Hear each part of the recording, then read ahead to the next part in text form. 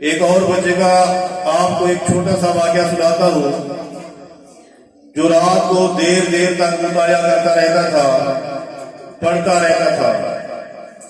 एक रात उसकी चच्ची उसको कहती है कि बेटा सो जाओ, देखो तो सही रात बहुत हो चुकी है और शहर के सारे लोग सो रहे हैं, सो जाओ बेटा वगरना बीमार पड़ जाओगे। तो उस बच्चे ने जवाब दिया, मेरी चाची,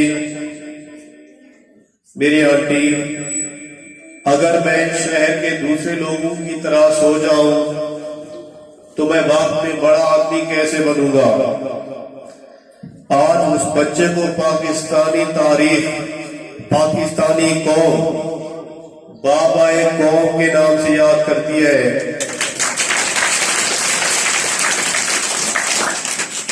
कैद आजम के नाम से याद करती है। ये इज्जत ऐसे नहीं मिलती, ये मकाम ऐसे नहीं मिलता, ये शान ऐसे नहीं मिलती, ये अजमत ऐसे नहीं मिलती, ये नाम ऐसे नहीं मिलता। आपको मेहनत करनी पड़ती है, रातों को उठकर किताबें खोलनी पड़ती हैं, पढ़ना पड़ता है, मुतालिया करना पड़ता है, तब माशरा आपको इज्जत देता है, तब माशरा आपको रुतबा देता है, तब माशरा आपको नाम देता है।